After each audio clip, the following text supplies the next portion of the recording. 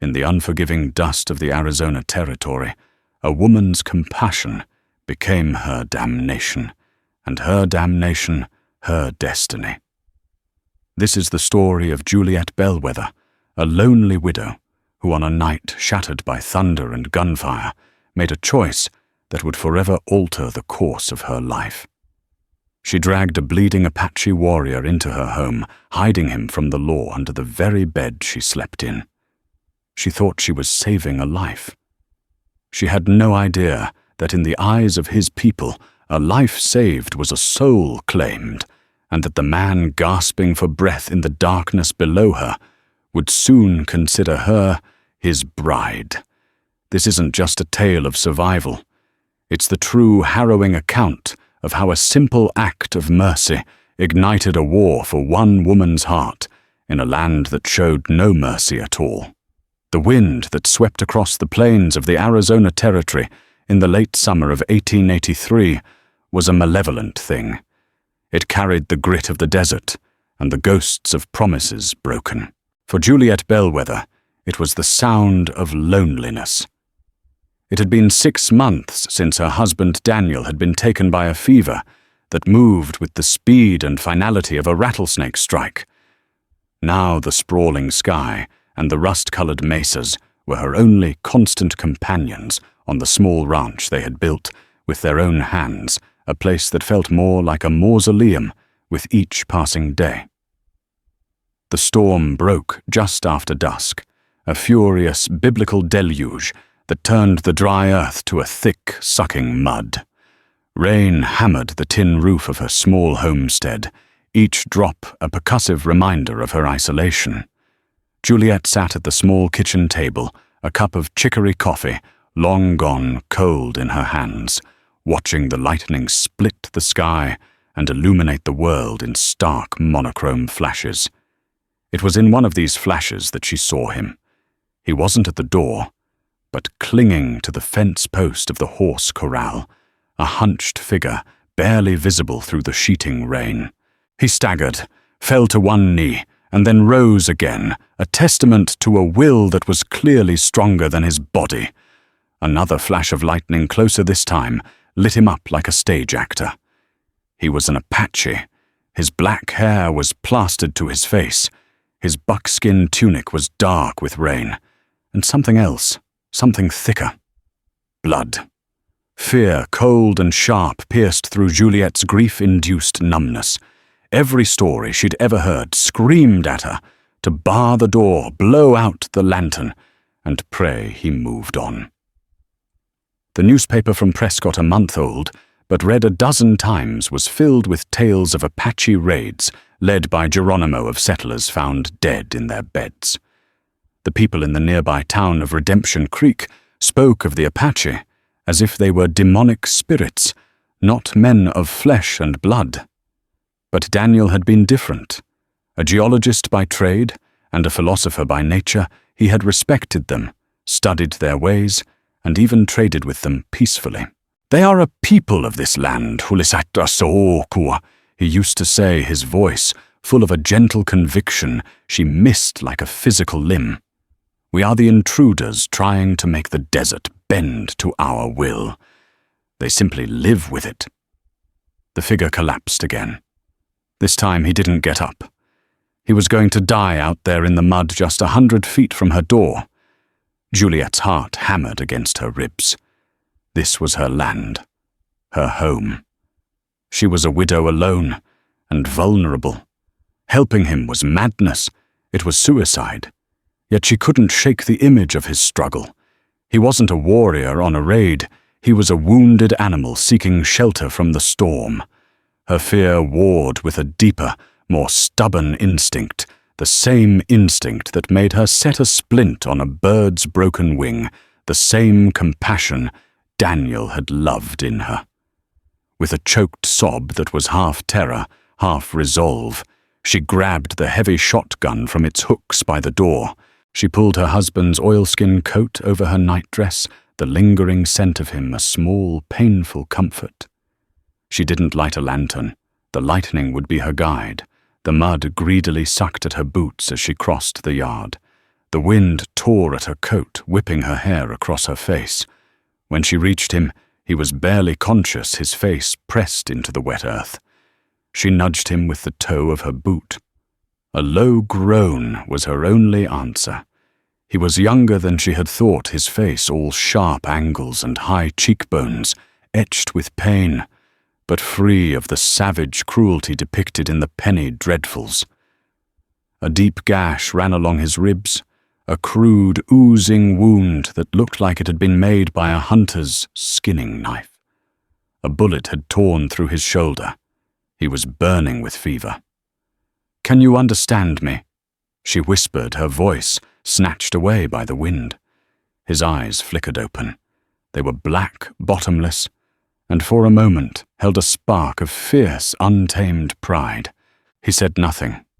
This was her moment to turn back, to leave him, to whatever fate the desert had in store for him. But Daniel's voice echoed in her memory, gentle and clear. "Compassion is never a mistake, Julie." With strength she didn't know she possessed, Juliet hooked her arms under his, the shotgun, now a useless weight slung over her back. He was heavy, a dead weight of muscle and bone. She dragged him step by agonizing step through the mud and the driving rain back toward the small, warm light of her home. The door creaked open, a gateway between two worlds. She pulled him inside out of the storm and into a danger far greater and more intimate than any she could have imagined. The wooden floorboards groaned as she laid him down the water, and blood from his body immediately staining the pine. He was a secret she now had to keep, a fuse she had just lit, and she had no idea when or how it would explode. The world outside her cabin was a maelstrom, but inside the only sounds were the frantic beat of Juliet's own heart and the stranger's ragged, shallow breaths.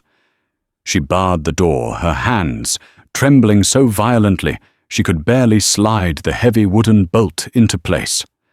The Apache lay on a heap of old quilts by the hearth, drifting in and out of consciousness.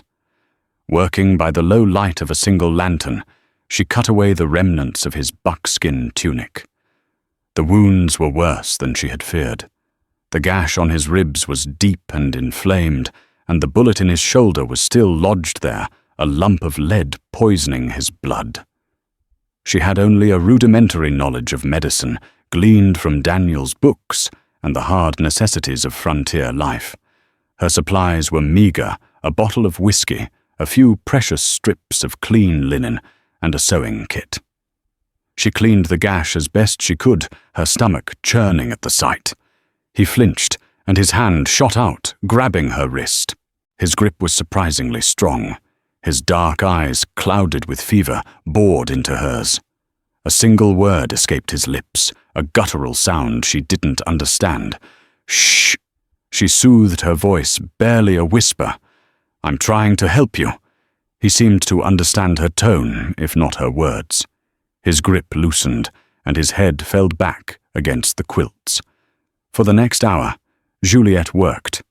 She poured whiskey over the wounds, earning a sharp hiss of breath from the man, and then set about the grim task of digging out the bullet with the tip of a sterilized knife. Sweat beaded on her forehead. Every scrape of the metal against bone sent a sympathetic jolt through her own body. Finally, the lead slug came free. She stitched the wounds closed with clumsy, uneven sutures, her hands slick with his blood. As she bandaged his shoulder and ribs, she took a moment to truly look at him. His body was a road map of a hard life, covered in old scars that spoke of battles and hunts she could only imagine.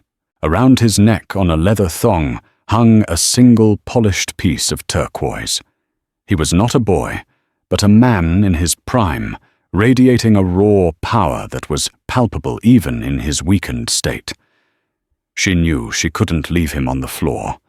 Anyone who came to the door would see him immediately.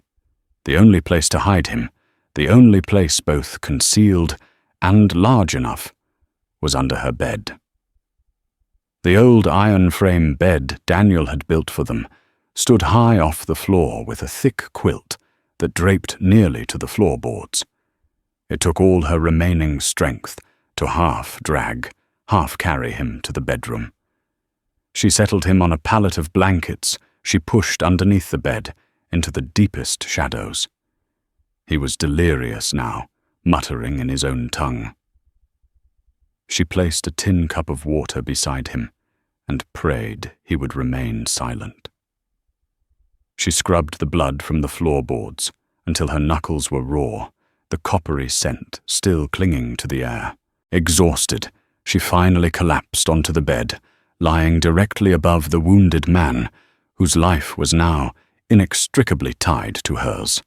Sleep was a distant country she could not reach. Morning arrived with a cruel grey light. The storm had passed, leaving behind a world washed clean and deceptively peaceful. The peace was shattered by the sound of approaching hoofbeats, not one horse, but several. Juliet's blood ran cold. She peered through the edge of the curtain. Sheriff Broady and 3 other men from Redemption Creek were riding into her yard. Broady was a big man with a florid face and pale, calculating eyes that always seemed to be appraising everything and everyone. He had made his unwelcome interest in Juliet clear, even before Daniel's funeral, masking his avarice for her land with a thin veneer of neighborly concern. She quickly checked on the Apache. He was asleep, his breathing still labored. She smoothed the quilt on her bed, her heart pounding a frantic rhythm against her ribs. Taking a deep breath, she pasted a look of weary composure on her face and opened the door just as Broady was about to knock. "Sheriff," she said, her voice steadier than she felt. "What brings you out so early after the storm?" "Mornin', Juliet," Broady said, tipping his hat. His gaze swept past her into the dim interior of the cabin. "We're on a hunt. A band of Chiricahua jumped the reservation line 2 days ago, stole some livestock from the Miller place. We tracked one of them this way, lost the trail in the storm, but we reckon he was wounded and headed for cover." One of the other men, a lanky deputy named Riggs, with a mean-looking scar on his cheek, spat a stream of tobacco juice near her porch steps. "Seen anyone, Mrs. Bellwether, an Apache, runnin' scared?" "No," Juliet said, her mouth dry. The lie felt like sandpaper on her tongue. "I've seen no one. The storm kept me inside all night." Brody's eyes narrowed. "You sure about that, a lone woman like you? You'd be a tempting target for a desperate man." His tone was laced with an insinuation that had nothing to do with the Apache. He was reminding her of her vulnerability, of her need for his protection. "I keep a shotgun by the door, Sheriff. I can take care of myself," she said, forcing a coldness into her voice. "Mind if we take a look around?" Broady asked, though it wasn't a question. "Just to be sure. He was bleeding pretty bad. Might have tried your barn." Juliet's mind raced. The barn was clean, but what if she'd missed something? What if the Apache had left a sign before she found him? "If you must," she said, stepping aside. She stood on the porch, a statue of feigned indifference, as the men searched the barn and the corral. They found nothing. But Broady wasn't satisfied. He lumbered back to the porch, his presence filling the space, making it hard for her to breathe. "We'll check the cabin, too. Just a quick look," he declared, pushing past her before she could object. Panic seized her. Riggs followed him in his spurs, scratching the floorboards she had scrubbed so desperately. Brody's eyes scanned the main room, lingering on the hearth where the quilts lay. "Looks like you had a chilly night," he commented, gesturing to the pile. "The roof leaks." She lied smoothly. "I was catching the drips." He grunted and moved toward the bedroom. Juliet's heart stopped her. Every instinct screamed at her to block the door, to raise the shotgun, but she knew that would be an admission of guilt. She could only watch, paralyzed, as he pushed the bedroom door open and stepped inside. She heard the creak of the floorboards as he walked around the small room. She heard him open the wardrobe. She held her breath, praying the man under the bed wouldn't cough, wouldn't groan, wouldn't make a single sound. The silence stretched for an eternity. Broady reappeared in the doorway, a thoughtful, suspicious look on his face. "All clear," he said, but his eyes told a different story. They were fixed on her, searching for the slightest crack in her composure. "You let us know if you see anything you hear, anything at all." "Of course, Sheriff," she managed to say. As they mounted their horses, Broady turned back to her one last time. "It's not safe out here for you, Juliet. You should think about selling. I know a man who would give you a fair price for this land." The threat was unmistakable. She watched them ride away, their shapes shrinking against the vast horizon, until they were gone. Only then did she allow herself to sag against the doorframe, her legs trembling too much to hold her. She had survived the first test, but as she listened to the faint, pained breathing coming from under her bed, she knew the sheriff's suspicions were a smouldering ember, and the slightest breeze would fan it into a raging fire. For 3 days, Juliet lived a life of dual realities. In one, she was the grieving widow, tending to her small herd of cattle, mending fences, and presenting a stoic face to the empty horizon. In the other secret reality, she was a nurse, a jailer, and a conspirator. Her world shrunk to the confines of her small bedroom, and the wounded man hidden within it. She called him Cale. She didn't know his real name, and he offered none. The name simply came to her, a short, hard sound that seemed to fit the sharp planes of his face. He spent most of the first 2 days in a fevered delirium, his body fighting the infection that raged within him. Juliet spoon-fed him broth and willow bark tea, changing his bandages and listening to the torrent of Apache words that poured from him in his unconscious state. They were guttural, rhythmic, and strangely beautiful, like a song from a world she would never know. On the 3rd evening, the fever broke. She was dozing in a chair by the bed when a sound startled her awake. It was the soft clink of the tin cup.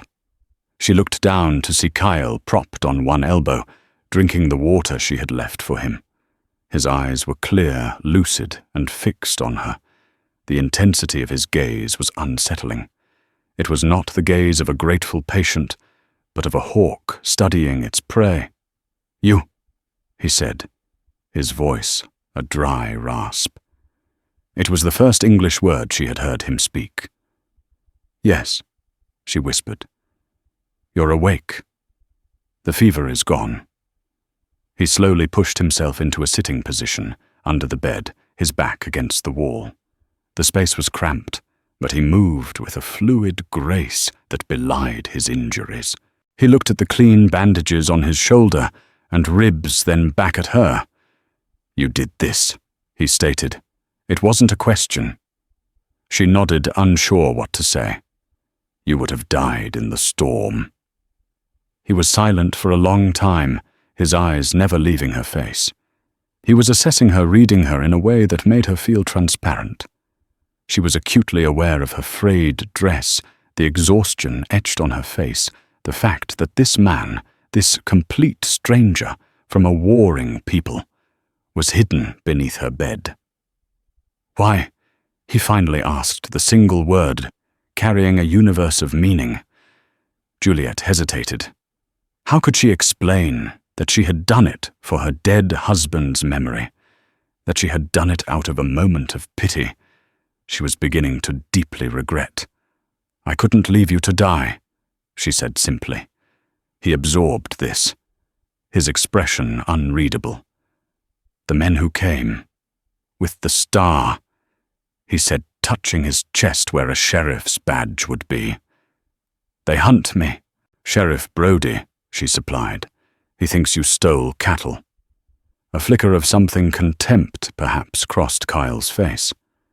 The white rancher miller, his fence is new. It cuts our path to the water. His cattle drink what is ours. We took back what was owed. His English was broken, heavily accented, but his meaning was perfectly clear. He spoke of it not as theft, but as justice. Juliet felt a pang of confusion. She had been raised to see the world in black and white settlers, and savages, law and chaos. Kyle was blurring those lines with every word he spoke. Over the next few days they developed a strange routine. During the day, he remained hidden, silent, as a shadow, while she worked outside, constantly scanning the horizon for any sign of Broady's posse. At night, she would bring him food and fresh water, and they would talk in low voices. He told her his name was not Kyle, but Harkan, which meant fire. He was not Chiricahua, as Broady had claimed, but of the White Mountain Apache. He was the son of a chief, and the men who had ambushed him weren't just Broady's posse, but rivals from his own tribe who had aligned with the ranchers for profit, betraying their people. Broady had been there to finish the job. Juliet in turn found herself telling him about Daniel, about their dream of building a life in this harsh land, about the crushing loneliness that had followed his death. She spoke more to him in those few nights than she had to anyone in the past 6 months. He was a captive audience, yes, but he was also a surprisingly keen listener, his dark eyes watching her with an unnerving focus. On the 5th night, as she was changing the dressing on his ribs, he stopped her by placing his hand gently over hers. His skin was warm, his touch sending an unexpected jolt through her. "You have saved my life," Harkan said, his voice low and serious. "The breath in my body is now a gift from you." "I did what anyone would have done," she murmured, trying to pull her hand away. He held it fast. "No," he said, his gaze unwavering. "Not anyone. In my world, things are different. When a spirit is brought back from the edge of the darkness, it is forever tied to the one who brought it back. A debt is created, a debt of blood and spirit." A cold knot of apprehension tightened in Juliet's stomach. "A debt I don't want anything. I just want you to heal and go, before Broady comes back. Going does not pay the debt." Hakon continued, his thumb stroking the back of her hand. The simple gesture was more intimate than any she had known since Daniel. "You saved the life of a chief's son. This is a great thing, an honorable thing. It changes your path. It changes mine." "What are you saying?" she asked, her voice trembling slightly. He finally released her hand and looked at her, his expression a mixture of solemnity and something else she couldn't name, a fierce possessiveness that made the air in the room feel thick and heavy. "I am saying," he said slowly, choosing his words with care, "that you have given me my life. In the eyes of my people, and in the eyes of the spirits, my life now belongs to you, and your life is now protected by mine. You are claimed by my spirit. Where I go. You are my woman now, my bride." The word hung in the air between them, sharp and shocking. Bride. Juliet stared at him, speechless. The man she had saved from death, the secret she was keeping from the world, was not just a grateful fugitive. He was a warrior who believed she now belonged to him, bound by a code she didn't understand, and a claim she could never accept. She had hidden him to save his life, but in doing so, she had unknowingly sacrificed her own freedom. The danger was no longer just outside her door. It was breathing the same air, living under her roof, and looking at her as if she were already his.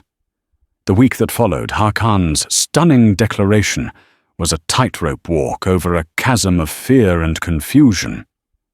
Juliet tried to dismiss his words as a fever-induced delusion or a cultural misunderstanding. But the way he looked at her had changed. The quiet gratitude was gone, replaced by a steady, watchful possessiveness that unnerved her to her core. When she brought him food, his eyes followed her every move.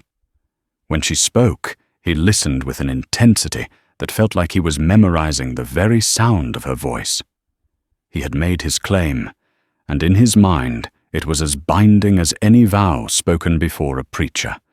Juliet became a prisoner in her own home. She avoided the bedroom as much as possible, choosing to sleep in the uncomfortable rocking chair by the cold hearth. She spoke to him only when necessary in clipped formal tones, but his presence was inescapable.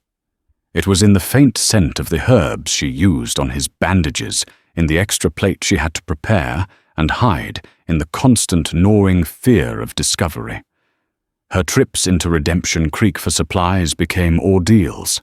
The town was a small insular community, where gossip traveled faster than a stagecoach.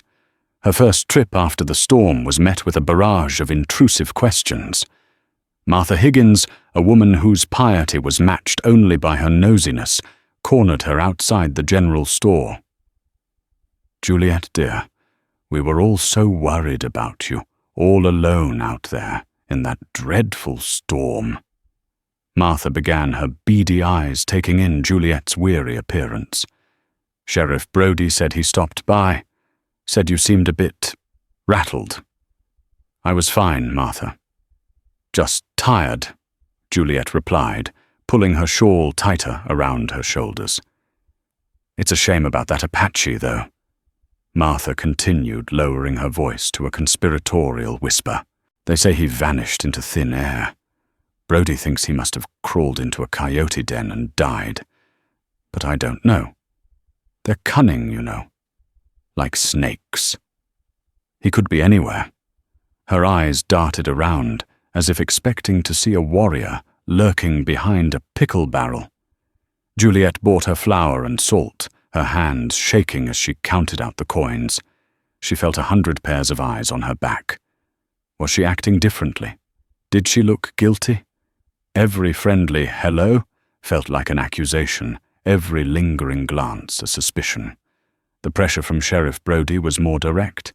He made it a point to check in on her twice that week, his visits unannounced and unwelcome. He would ride up his bulk, blocking the sun, and invite himself in for coffee.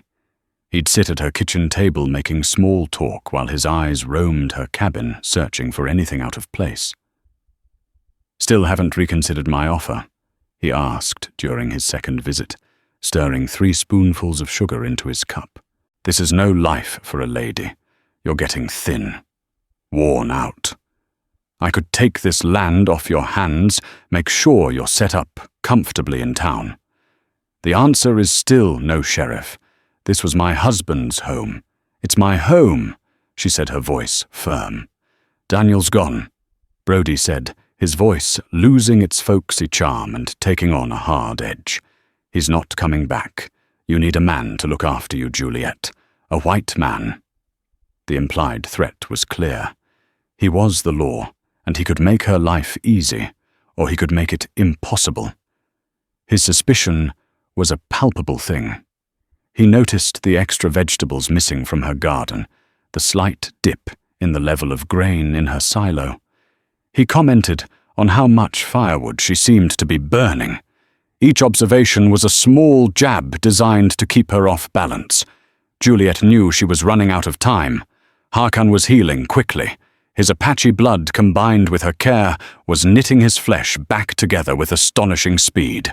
He was already moving around in the cramped space, under the bed, testing his strength, his impatience, a low hum of energy she could feel through the floorboards. One evening he confronted her. She had just returned from another tense trip to town, and had slumped into her chair, the weight of her deception pressing down on her. "The man with the star. He bothers you," Hakan said from his hiding place. His voice was stronger now, deeper. "He wants my land." Juliet said, too tired to hide the despair in her voice. "He wants me to be afraid, so I'll sell it to him." "He wants you," Hakan corrected her, his tone flat and dangerous. "I see it in his scent when he leaves, the scent of a coyote circling a lone sheep." The primitive accuracy of his words sent a shiver down her spine. "He's the sheriff. There's nothing I can do." "There is always something to do," he countered. "In my world, a man like that is challenged. His weakness is found and used against him." He paused, and she could hear the rustle of the blankets as he shifted. "Soon I will be strong enough. I will not hide under this bed like a child." The thought terrified her. Hakan confronting Broady would mean a bloodbath. It would mean her own ruin. "No, you can't. They'll hang you. They'll question me. I'll lose everything." "You have already lost everything," he said, his voice surprisingly gentle. "You lost your husband. You are losing your home. You hide from the world. This is not living. This is waiting for the end." His words were a cruel but honest mirror. She was just waiting for Broady to find an excuse, waiting for her supplies to run out, waiting for the loneliness to finally swallow her whole. That night, something shifted. The net was closing in from the whispers in town and the sheriff's predatory visits. Her secret was becoming too heavy to bear. But Hakan's words had planted a seed of a different kind of fear, the fear of her own passive existence. She looked at her hands calloused and chapped from the work of the ranch. She had survived her husband's death. She had survived the storm. She was surviving Broady. For the first time, she wondered if she wasn't just a victim of circumstance, but a fighter just like the man hidden in the shadows of her room. The question was, whose side was she fighting for? The days bled into one another, marked by the rising sun and the ever-present tension of the secret she kept. The dynamic between Juliet and Hakan began to undergo a subtle yet profound transformation. The fear, while not gone, was now interwoven with a thread of something else, a reluctant, dangerous intimacy. Forced into proximity, they began to exist not as captor and captive or savior and survivor, but simply as two people in a shared space. Hakan, no longer confined by the worst of his injuries, started to reveal more of himself. He was patient, observant, and possessed a quiet dignity that Juliet found herself grudgingly respecting. One night, finding it impossible to sleep, she sat at the kitchen table, tracing the rim of her coffee cup. A floorboard creaked behind her. She turned to see Hakan standing in the doorway of the bedroom. He had emerged from his hiding place, moving with a predator's silence. He wore a pair of Daniel's old trousers she had given him, which were too short but functional. His bare chest crisscrossed with old scars, and the new healing wounds was starkly illuminated by the moonlight pouring through the window. "You should not be up," she chided, her heart fluttering with alarm. "The floor is cold," he said, his voice a low rumble. "The chair is not a good place for sleep." He walked over to the hearth and with surprising gentleness added a log to the embers, coaxing them back to life. The flames cast dancing shadows across his face, highlighting the proud arch of his nose and the firm line of his jaw. He didn't return to the bedroom, but sat on the floor by the fire, a respectful distance from her. "Tell me of Daniel." He said the request so simple and unexpected that it caught her off guard. Hesitantly at first, then with a cathartic rush she spoke. She told Hakan of Daniel's kindness, his insatiable curiosity about the world, his belief that different people could coexist. She talked about the way he would bring her wildflowers from the mesa and how he'd read Shakespeare to her by the firelight. As she spoke, She realized she wasn't just describing her husband. She was describing the life, the love she had lost. When she finished, her cheeks were wet with silent tears. Hakan remained quiet for a long moment, watching the flames. "He was a strong spirit," he said finally. "His song is still in this house." He then told her of his own loss, a younger brother killed in a skirmish with Mexican soldiers years ago. He spoke of the traditions of his people, of how the spirits of the dead live on in the mountains, and the wind always watching, always guiding. In that quiet, firelit space, the walls between their worlds became thin. He was not the faceless savage from the town's fearful whispers. He was a man who had loved, who had lost, and who was governed by a code of honor she was slowly, hesitantly beginning to understand. His claim of her as his bride had initially felt like a threat of ownership. Now she began to see it through his eyes. It was a vow of protection, a sacred intertwining of fates. He believed her spirit had called to his, and his duty now was to shield that spirit from harm. It was a terrifying, yet strangely compelling notion. The next afternoon, while she was kneading dough, he emerged from the bedroom again. He was breaking her rule about staying hidden during the day, but she found she didn't have the will to scold him. He held something out to her in his palm. It was a small, intricately carved bird, fashioned from a piece of scrap wood he must have found under the bed. He had used the small knife she'd given him for his food. The details were exquisite, each feather etched with precision, its head cocked as if listening. "For you," he said. "It is a wren. She is small, but her song is stronger than any storm." Juliet took the bird, its smooth wood warm against her skin. It was the first gift she had received since Daniel's death. It was a simple, beautiful thing, and it shattered a piece of the wall she had built around her heart. She looked from the carving to his face, and for the first time she did not see a threat or a burden. She saw Hakan. Later that day, as she was hanging laundry on the line, she saw a dust cloud on the horizon. Broady. A wave of nausea and fury washed over her. She ran inside her voice, a harsh whisper. "He's coming. Get back under the bed." Hakan moved with swift silence. As Juliet straightened the quilt on her bed, her hand brushed against the carved wren she had placed on her nightstand. She clutched it in her fist, its solid shape, a small anchor in a sea of panic. When she opened the door for Sheriff Broady, the look on her face was different. The fear was still there, but it was now tempered with a hard, defiant anger. The wren in her pocket was a secret talisman, a reminder that she was not as alone as the sheriff believed her to be.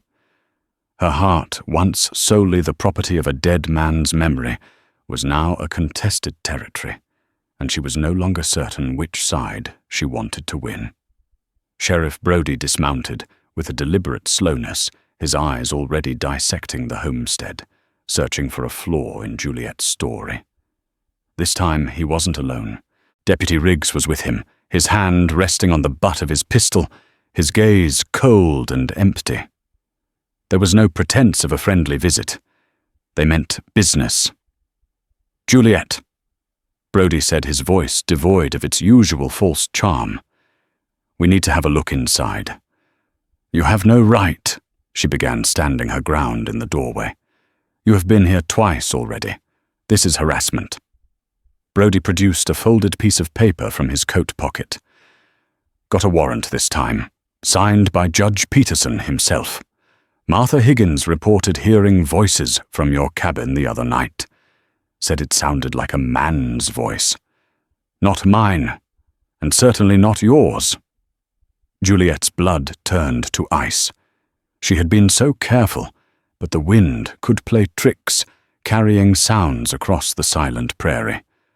Or perhaps she and Hakan had not been as quiet as they'd thought. "That's absurd," she scoffed, but the tremor in her voice betrayed her. Martha Higgins hears voices in her sleep. Maybe, Broady said, pushing past her into the cabin. But we're going to make sure. Riggs, start with the bedroom. The world seemed to slow down. Juliet watched in horror as Riggs, a brutish grin on his face, strode toward the bedroom.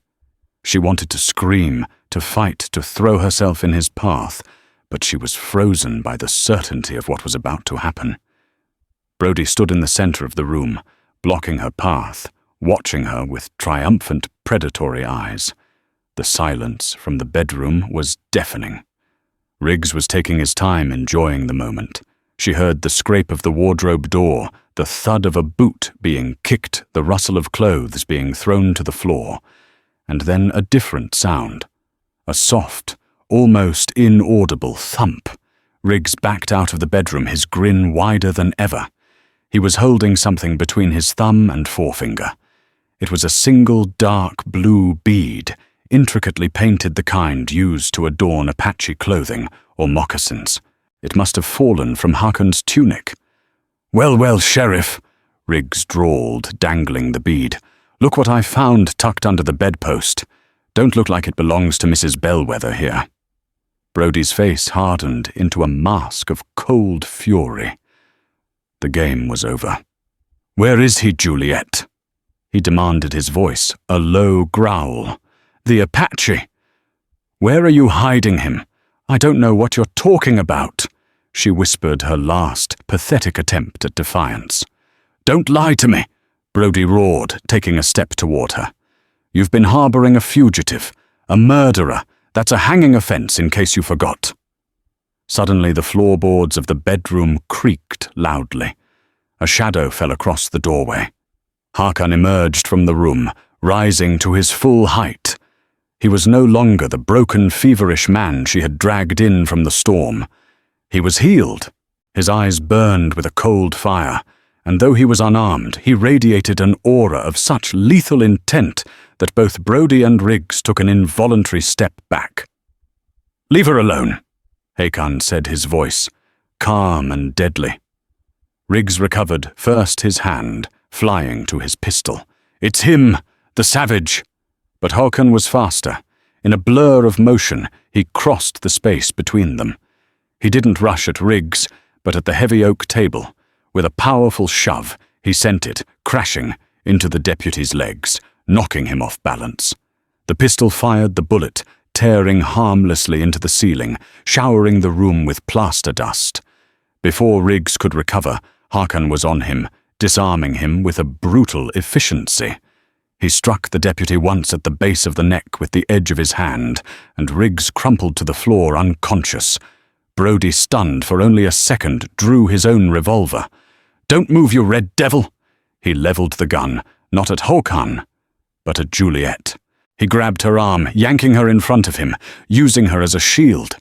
The cold metal of the gun barrel pressed against her temple. "I'll kill her!" Broady hissed, his face slick with sweat. "I swear to God, I'll kill her right now." Hakon froze, his body coiled like a spring, his eyes locked on Broady's. The room was thick with the smell of gunpowder and fear. Juliet could feel Broady's panicked, ragged breaths on her neck. She was trapped between two worlds, between two men, and the slightest movement could end her life. "You see," Broady panted, his voice shaking with a mixture of terror and exhilaration, "I'm still the law here. Now you're going to walk outside, nice and slow. You're going to get on your knees, and I'm going to put a bullet in your head for what you did to my deputy." Hakon's eyes flickered from Broady to Juliet. In that brief, silent exchange, she saw a universe of rage, regret, and fierce, protective resolve. He had revealed himself to save her, and in doing so had walked into a trap. "Let her go," Hakon said again, his voice dangerously low. "This is between us." "It was always between us," Broady spat back, "but she made her choice." He began to drag Juliet toward the door, the gun never wavering from her head. For Hakon, the choice was impossible surrender, and die or fight and risk her life. The lie had finally unraveled, and the consequences were about to be paid in blood. The harsh afternoon sun was blinding as Broady dragged Juliet out of the cabin. The world outside, which had been her sanctuary and her prison, was now to be her execution ground. Hakan followed them. His movements measured his hands, held slightly away from his sides. He was unarmed and exposed his face, an unreadable mask of cold fury. "On your knees!" Broady yelled, shoving Juliet away from him. She stumbled and fell to the dirt, her heart hammering against her ribs. Broady kept the pistol aimed at her, forcing Hakan to keep his distance. "I said on your knees, savage!" Hakan slowly, deliberately knelt in the dust of the yard. He never took his eyes off Broady. There was no fear in his gaze, only a chilling, patient hatred. "You see, Juliet," Broady said, his voice laced with a sick triumph. "This is what they are. Animals easily brought to heel. You should have trusted me. You should have sold me the land when you had the chance." His confession hung in the air, confirming what Juliet had suspected all along. It was never just about the law or a stolen cow. It was about greed. "Now," Broady said, turning the gun from Juliet to point directly at Hakan's chest, "it's time to end this." It was in that moment of distraction, as Broady savoured his victory and shifted his aim, that everything changed. Hakan had not been kneeling in surrender. He had been waiting. As Broady's finger tightened on the trigger, Hakan's hand shot down, scooping up a handful of the fine, powdery dust of the yard. With a flick of his wrist, he flung it directly into Broady's face. The sheriff cried out a strangled curse, instinctively raising a hand to shield his eyes. The momentary blindness was all Hakan needed. He exploded upwards from his kneeling position, a blur of motion. He didn't charge Broady head-on, but dived for the sheriff's legs in a low tackle. The shot went wide, the bullet kicking up dirt harmlessly behind him. The two men crashed to the ground in a tangle of limbs. Broady was bigger and heavier, but Hakan was faster, stronger, and fueled by a righteous fury. He fought not like a brawler, but like a force of nature. He twisted out from under Broady's weight, landing a series of precise, debilitating strikes to the sheriff's ribs and shoulder. Broady grunted in pain, his grip on the revolver loosening.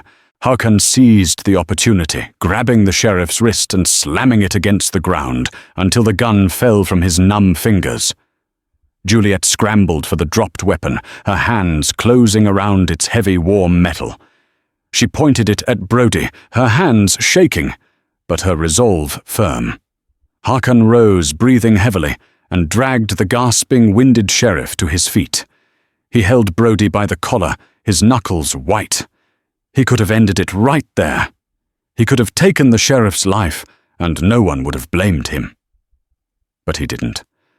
Instead, he looked past Broady toward the road. A small cloud of dust was growing larger. More riders. Juliet's heart sank, thinking it was more of Broady's men. But as they drew closer, she recognized them.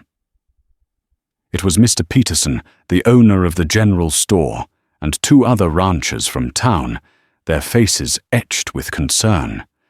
They must have seen Broady and Riggs ride out, armed with a warrant, and followed out of suspicion.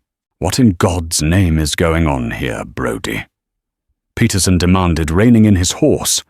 His eyes took in the scene, Riggs unconscious in the cabin, Juliet holding a gun, and the sheriff held captive by the very Apache he was meant to be hunting. "He's a killer," Broady choked out. "He attacked us. She helped him." "He lies," Hakan said, his voice ringing with authority. He gave Broady a violent shake. "This man didn't come for justice. He came for this woman's land. He ambushed me with my own people traitors he paid to kill me. He did not want a prisoner. He wanted a corpse, so no one could speak of his crimes." The ranchers looked from Hakan's burning eyes to Broady's terrified, dust-covered face. They had known Broady for years, known his greed and his bullying nature. They had seen how he'd been circling Juliet's property, since her husband's death. "Is this true, Juliet?" Mr. Peterson asked gently. She looked at Hakan, standing proud and defiant in the sun. The man who had claimed her protected her, and shown her a strength she never knew she possessed. Then she looked at the cowering sheriff who represented the civilized world that had tried to crush her. The choice was clear. "It's true," she said, her voice steady and clear. Every word of it. The reckoning was swift. Broady's authority crumbled into dust. Faced with 3 witnesses and Juliet's testimony, his blustering threats evaporated, revealing the cowardly opportunist beneath. The ranchers took him and the still groggy Riggs back to Redemption Creek, promising a full investigation by the U.S. Marshal. When they were gone, an unnerving silence fell over the homestead. It was over. The secret was out. The danger had passed. Juliet and Hakan stood alone in the yard, the space between them charged with unspoken words. He turned to her, his dark eyes searching her face. "You are safe now," he said. "And you?" she asked. "Where will you go?" "I will return to my people. I will deal with the traitors who sided with him," he said. He took a step closer and his voice softened. "My claim is not a chain. You saved my life. I have now saved yours. The debt is paid. You are free to remain here in your world." He was giving her a choice. She could stay here on the land she had bled for and try to rebuild a life in a town that would forever whisper about the widow who hid an Apache under her bed. Or she could face a different future. She looked at her small cabin, which had once felt like home, but now seemed like a cage of lonely memories. She thought of the whispers, the judgment, the life of quiet desperation that awaited her. Then she looked at Hakan. She saw the wild freedom of the mesas in his eyes, the promise of a life that was not about waiting, but about living. It was a dangerous, uncertain path, but it would be a life of her own choosing. "The wren's song," she said softly, touching the small wooden bird still in her pocket, "is stronger than the storm." A slow smile spread across Hakan's face, a rare and beautiful sight. He understood. He held out his hand, without a backward glance at the home that held her past. Juliet Bellwether laid her hand in his. Together they walked away from the ranch, 2 survivors of different worlds, their spirits bound not by debt or by force, but by a choice made in the dust and sunlight of the Arizona Territory, ready to face a new horizon together. And so the story of Juliet Bellwether doesn't end with a closed door, but with an open horizon. She stepped away from the life she knew not as a captive, but as a partner, choosing the untamed freedom of the wilderness over the gilded cage of civilization. Her tale is a powerful reminder that sometimes the greatest risks lead to the most profound rewards, and that the lines we draw between worlds are often as fragile as a desert mirage. It speaks to a truth buried deep in the heart of the Old West, that courage isn't the absence of fear, but the act of choosing compassion in its very face. If this journey into the heart of the untamed frontier moved you, please take a moment to support our channel. Hit that like button to let us know you enjoyed the story. Share it with someone who appreciates a tale of drama and destiny, and most importantly, subscribe for more true stories from the annals of history. Your support allows us to keep these incredible histories alive. Thank you for listening.